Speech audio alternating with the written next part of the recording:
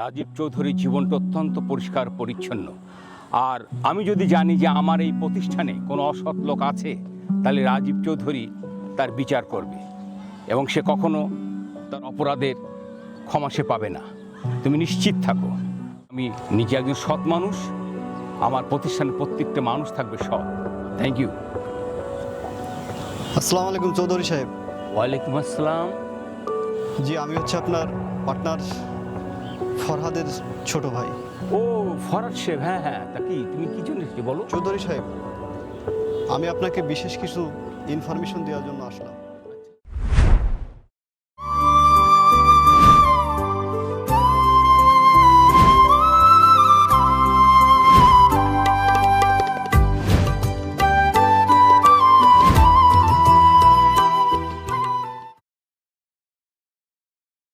তুই কত টাকা ইনকাম করিস? তুই এখন বড় বিজনেসম্যান, তোর বাবির খাওয়ার আশায় বসে থাকা লাগে? আরে বাবির পরাটার স্বাদ তুই কি করে বুঝবি? খাস তো বেশিরভাগ হোটেলে। শোন ইমরান, তোর কোনো কথা হলো এটা? ভাবির হাতের যে রান্নার যে স্বাদ, এ তো আমি কখনো ভুলতে পারবো না রে ভাই। না, সেই স্বাদ। সে তো বোঝা যায় তো সেই স্বাদ। ওই দেখ ভাবি চলে আসছে। ইমরান, ঝগড়াঝাটি করতেছো কেন? আরে বাবি তাড়াতাড়ি যান। পেটের মধ্যে আকুপুকু করতেছে, দেখো না ও কি শুরু করেছে। জাম করে না, সুস্থ হবে সবাই মিলে। এই আমারে আগে দিবা কিন্তু। না ভাবি, শোনেন, সবাইকে দেবো। না না, আমারে আগে, তা না হলে আমি ওর ওকে খেতে দেবো না, বলে দিলাম। ভাবি কেউ দেবো, তোমাকেও দেবো, সবাইকেই দেবো, তোমার ভাইয়াকেও দেবো, সবাই মিলে। ভাবি আমি বলি শোনেন, আমার ওই ক্লায়েন্টরা বসে থাকবে, আপনি আগে আমারে দেবেন, আপনার হাতে আগে আমি খাবো, তারপর না ভাবি, তোমার তরকারিতে যে স্বাদ, মেজো ভাই কি এর দাম দিতে পারবে? সে তো এখন অনেক টাকা ইনকাম করে, রেস্টুরেন্টে ভালো ভালো খাবার খায়, কি করে বুঝবে এই খাবারের স্বাদ? এই তো সেদিন দেখলাম পকেট ভর্তি টাকার বান্ডিল নিয়ে ঘুরছে, অথচ ভাবি যেটা সিরা শাড়ি পরে ঘুরে এটা তার চোখে পড়ে না। এই ইমরান, তুই সবসময় এত খোসা দিয়ে কথা বলিস কেন রে? আরে ব্যবসা করতে গেলে পকেটে এরকম বান্ডেল বান্ডেল টাকা নিয়ে ঘুরতে হয়। ক্লায়েন্টদের সন্তুষ্ট করার জন্য সবসময় টাকা পকেটে রাখতে হয়। আর তুই ভাবির শাড়ির কথা বলছিস? দেখিস এবার ঈদে আমি ভাবির জন্য দামি একটি কাতানের শাড়ি কিনে দেবো। ঠিক আছে, দেখা যাবে নে। নাও, ঝগড়া বাদ দিয়ে এবার সবাই নাস্তা করো। ইমরান, ইমরান, ইমরান কোথায় তুমি? ভাবি আসছি। ভাবি ডাকিস আমারে? তোমাকে ডাকিছি 2 দিন পরেই, দেখো না কি অবস্থা, এগুলো তো পরিষ্কার করা লাগবে। ভাবি বিশ্বাস করো, আমি একদম ভুলে গেছি। তুমি চিন্তা করো না, তোমার এই দেবরকে তো তুমি চেনো, মাত্র 5টা মিনিট টাইম দাও, এই 5 মিনিটের মধ্যেই একদম পুরো সাফা করে ফেলা দেবো, পরিষ্কার পরিচ্ছন্ন করে ফেলাবো। তুমি কোনো চিন্তা করো না, তুমি বসে বসে দেখো, ঠিক আছে?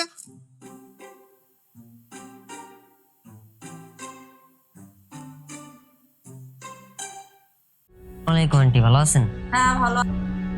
আন্টি, ফরাদ আঙ্কেলের কিছু সুতা সাপ্লাই টাকা পাইতো 20,000, তো ফরাদ আঙ্কেল বলছে আজকে দেবে। তো বাড়িতে নাই, ভোরবেলায় ফরাদ ব্যবসার কাজে বাইরে চলে গেছে, আসুক তারপরে দেখবো।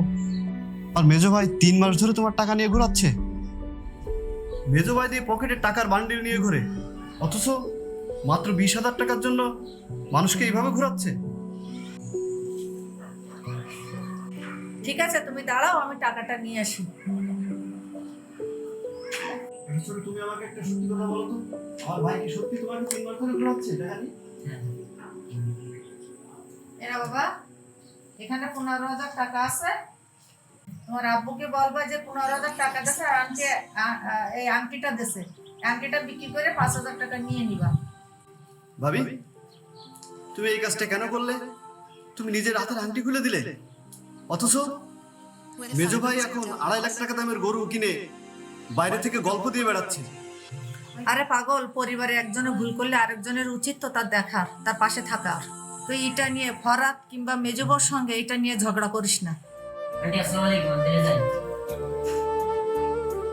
ঠিক আছে ভাবি, তুমি দেখি কি করা যায়।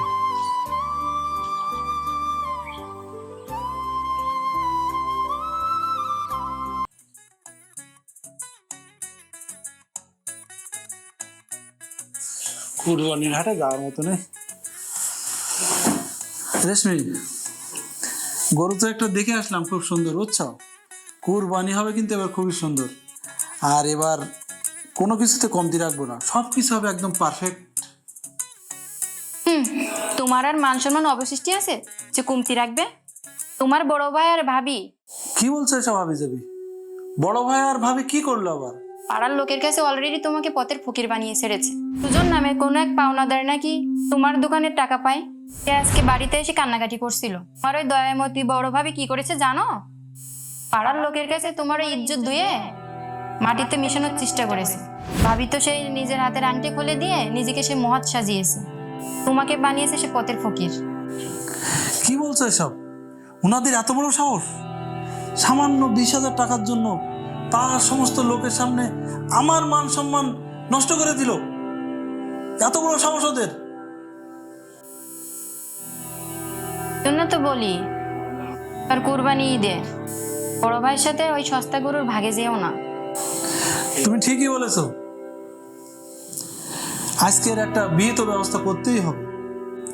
কুরবানি এবার আমরা নিজেরাই দেব, ওদের সাথে কোনো রকম কুরবানি আর দেওয়া হবে না।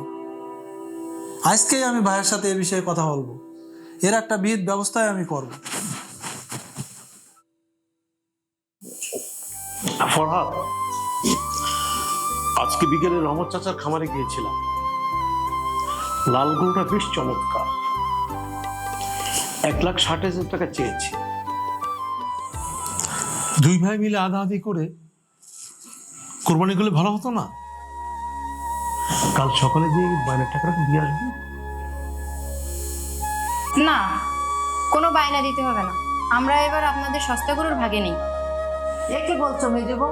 এই পরিবারে তো কখনো ভাগাভাগি করে কুরবানি দেওয়া হয়নি। দিন বদলেছে বড়াপা। ফরাদ এবার একাই শহরের বড় হাট থেকে 2.5 লাখ টাকা দামের রাজকীয় সাদা গরু কিনবে। ওনার একটা স্ট্যান্ডার্ড আছে না?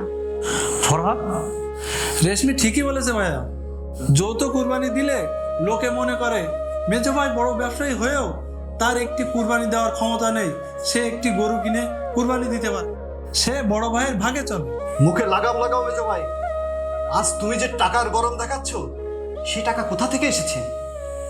আমাদের ভাবির গহনা বিক্রি করা সেই টাকা থেকেই তো তুমি আজ এত বড় হয়েছ।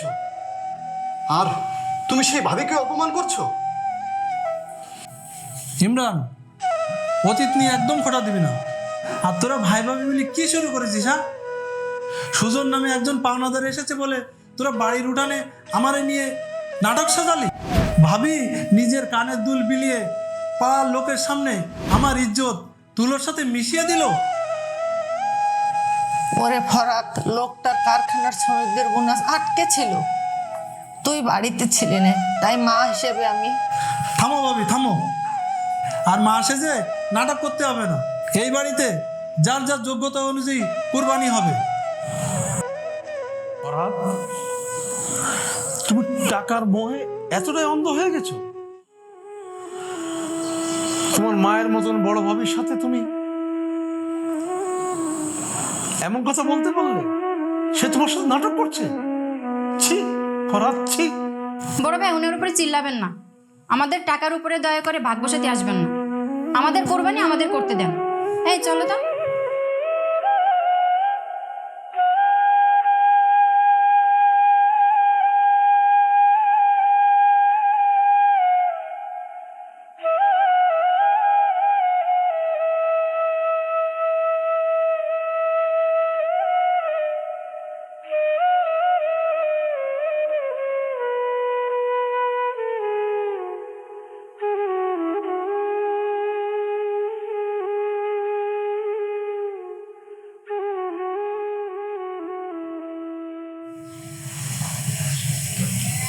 বড় ভাই, আপনার সাথে জরুরি একটা কথা বলার ছিল। কি বলবো বলো? শুনলাম আপনি নাকি রহমত চাচার কাছে গরুর টাকার ধার চাইছেন। মেজবু, রহমত চাচার খামারি গরুটা কেনার মতন এই মুহূর্তে আমার কাছে অত টাকা নাই। এই জন্য কিছু টাকা আমি হালাত চেয়েছি, বুঝতে পেরেছো? আমাদের নামে বাজারে অপবাদ ছড়ানোর কথাগুলো দয়া করে বন্ধ করেন। ফরহাদ, তোমার বউ বড় ভাইকে এমনভাবে অপমান করলো, তুমি দাঁড়িয়ে দেখলা, কিছুই বললে না। ছি ফরহাদ, তোমাদেরকে এই শিক্ষা দিয়েছি আমি? বলো। রেশমি তো ভুল কিছু বলেনি ভাইয়া, যুগ বদলেছে, যে যার যোগ্যতা নিয়ে বাঁচুক ভাইয়া। আমাদের ব্যবসার টাকার উপরে আর দয়া করে ভাগ বসাতে আসবেন না। ভাগ? ফরহাদ, বাবা যখন মারা যায় তারপরেই বাড়িটা নিলামে উঠেছিল। তুই তো জানিস কার টাকা দিয়ে এই বাড়িটা ছাড়িয়ে আনা হয়েছিল। আজকে তুই ভাগের কথা বলছিস? ছি ফরহাদ, ছি। ওগো চলো তো, অতিথির এত কাশান্তে কেটে কোনো লাভ নেই।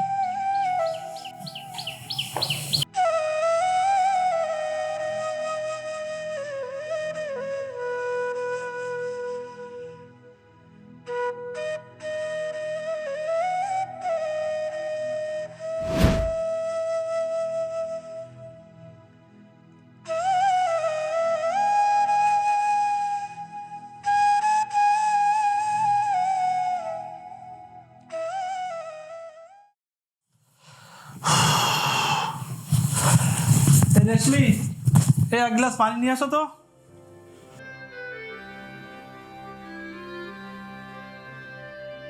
তৃষ্ণায় গলাটা একদম আমার শুকিয়ে গেছে। রেশমি, এই এক গ্লাস পানি নিয়ে আসো তো।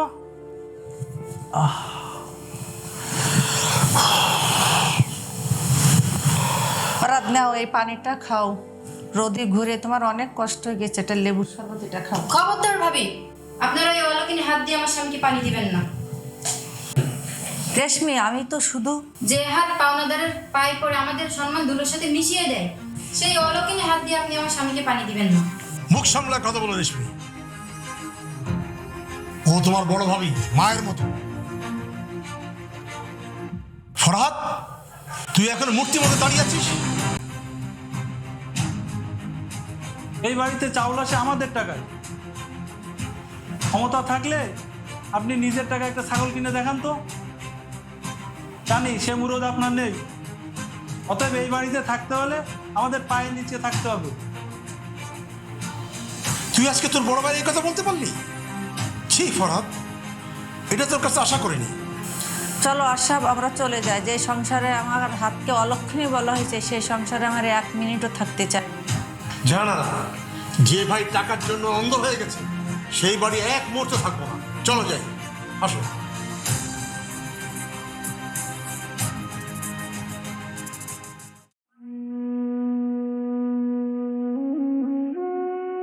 ওগো চলো, আমরা আর এই বাড়িতে 1 মুহূর্ত থাকবো না। জানারা, এদের জন্য তুমি কি করো নাই বলো? তোমার সময় গয়না সব তুমি তাদেরকে দিয়ে দিয়েছ। তোমার কোনো সঞ্চিত কিচ্ছু নাই। ছোট্ট একটা তোমার জায়গা ছিল, তুমি সেটাও বিক্রি করে সেই টাকাটা তাদেরকে তুলে দিলে। আজকে তুমি নিঃস্ব। ওগো, তুমিও কি কম করেছো ওদের জন্য? সেই ছোটবেলার থেকে বাবা মা মরে যাওয়ার পরে তুমি তো কোলে পিঠে করে মানুষ করেছো, লেখাপড়া শেখাইছো, নিজে হাতে ব্যবসা ধরাই দিছো। আজকে তারাও তো তোমাকে অসম্মান করেছে। এভাবে বলো না জাহানারা, এদের জন্য কি না করিনি বলো? তুমিও তো করেছো অনেক। আজকে এরা আমাদেরকে ভুল বুঝলো। তুমি এদেরকে নিজের সন্তানের মতো মানুষ করেছো। বাবা মা মরে যাওয়ার পর থেকে তুমি তো এদিকে লালন পালন করেছো মায়ের স্নেহ আদর ভালোবাসা দিয়ে। আজকে এরা আমাদের সাথে এমন ব্যবহার করলো, এই বাড়ি আর থাকা যায় না।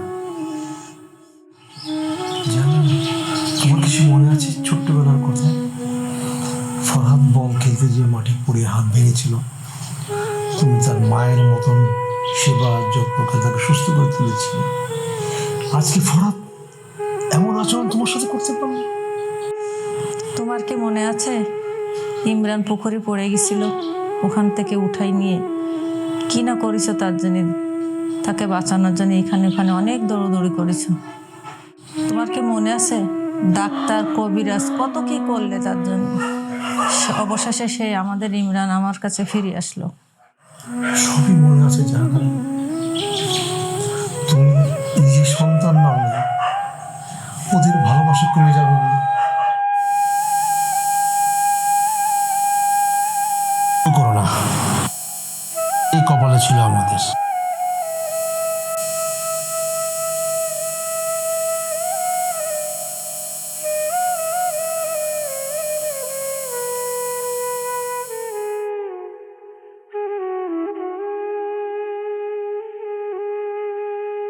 ভাবি, ও ভাবি, ভাবি, ভাইয়া, ভাবি তোমরা কোথায়? ভাবি, ভাবি, ভাবি, মেজো ভাই, ভাইয়া ভাবি কোথায়? তাদেরকে দেখছি না, বাড়িতে নাই, কোথাও নাই। ভাইয়া ভাবি কই? আসলে ইমরান, বিষয়টা হয়েছে কি, আমি কিন্তু ভাই বাবাকে কিছু বলি নাই, আমি কিন্তু ওদের তাড়িয়ে দিইনি ভাই। তুই কিন্তু আমাকে ভুল বুঝিস না, বিশ্বাস কর ভাই, আমি কিন্তু কিছু করিনি। আর আমি ভাই ভাবিদের কিন্তু কিছু বলি নাই। ওরা যে কি জন্য বাড়ি থেকে চলে গেল আমি কিছুই জানি না ভাই। ভাইয়া দেখো, আমি পথে ফেরার সময় রহিম চাচার কাছে সব শুনেছি। আরে তোমরা কি মানুষ? যে ভাই ভাবি ছোট থেকে আমাদের এত বড় করেছে, আজকে পারলে তোমরা তাদেরকে বাড়ি থেকে বের করে দিতে? তোমরা একটা অমানুষ হয়ে গেছো। ইমরান, এবার কিন্তু তুই বেশি বাড়াবাড়ি করছিস। এই বাড়ি কিন্তু আমার। তোমরা একটা অমানুষ হয়ে গেছো, তোমরা একটা জানোয়ার। এই ইমরান, ভাইয়ের সামনে দাঁড়িয়ে কাকে জানোয়ার বলছো? হ্যাঁ, খবরদার রেশমা ভাবি, আর একবারও মুখ খুলবে না। আজকে তোমার ওই মুখের কারণে ভাই আর ভাবি বাড়ি থেকে বের হয়ে গেছে। তোরা কয়জন বসে বসে আমার ঘাড়ে বসে বসে এতদিন খাইছিস, আর এখন বড় বড় কথা বলতেছিস? যা বাড়ি থেকে বেরো যা। মেজো ভাই, বাড়ি থেকে তো আমিও বের হয়ে যাচ্ছি, তবে একটা কথা মনে রাখো, তোমার এই অহংকার যদি আমি ভেঙে চুরে গুড়িয়ে না দিতে পারি, তাহলেও আমি আমার বাবার সন্তান না। আজকের থেকে মনে রেখো, তোমার সাথে আমার ভাইয়ের সম্পর্ক শেষ। আজ থেকে তোমার সমস্ত ব্যবসা বাণিজ্য আমি গুড়িয়ে চুরমার করে দেব। আমি যাচ্ছি আমার ভাই ভাবিকে খুঁজতে। আমার ভাই ভাবির যদি কোনো ক্ষতি হয় না, তাহলে তোমাকে আমি ছেড়ে দেব না, কথাটা মনে রেখো।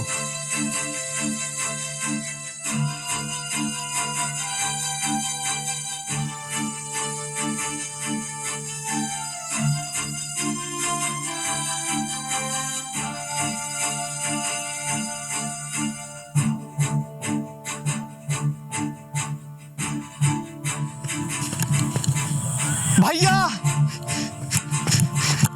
ভাইয়া, ভাবি, তোমরা এখানে? আমি তোমাদের কত জায়গায় না খুঁজেছি।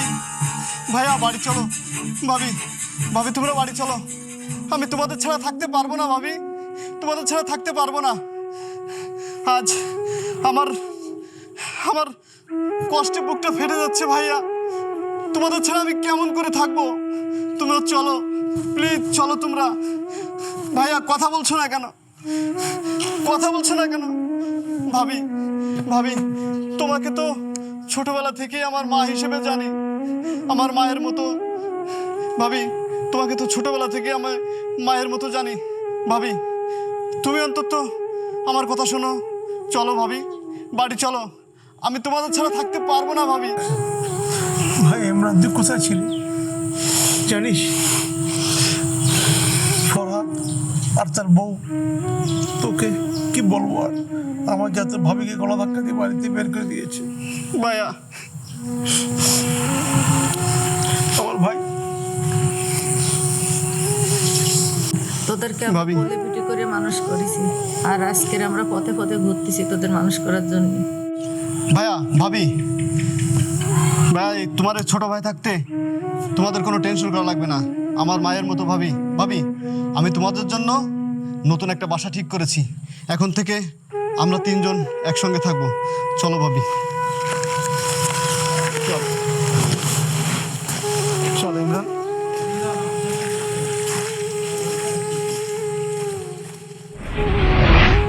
জি, আমি হচ্ছে আপনার পার্টনার ফরহাদের ছোট ভাই। ও ফরাদ সাহেব, হ্যাঁ হ্যাঁ, তা কি তুমি কি জন্য এসেছো বলো? চৌধুরী সাহেব, আমি আপনাকে বিশেষ কিছু ইনফরমেশন দেওয়ার জন্য আসলাম। আচ্ছা, আসলে হয়তো আপনি জানেন না, আপনার মাল ব্ল্যাকে বিক্রি হয়। আমার মাল ব্ল্যাকে বিক্রি হয়? হ্যাঁ, আচ্ছা আচ্ছা, তারপর? আপনার কোম্পানির নামে জালিয়াতি করে আপনার সমস্ত মাল এলোমেলো হচ্ছে, হয়তো আপনি আচ্ছা। সেগুলো জানেন না। আচ্ছা আচ্ছা, আমি সেগুলো প্রমাণ সহকারে আমি আপনার সঙ্গে পেশ করব। ওয়েলকাম। আমি অবশ্যই তোমার ইনফরমেশন আমি গ্রহণ করব এবং তোমাকে কথা দিচ্ছি, তোমার এই ইনফরমেশন যদি সত্য প্রমাণিত হয়, নিঃসন্দেহে তুমি ভেবে নিতে পারো যে আমার অধীনে যে চাকরি করে তার নিশ্চন্দেহে সাজা হবে।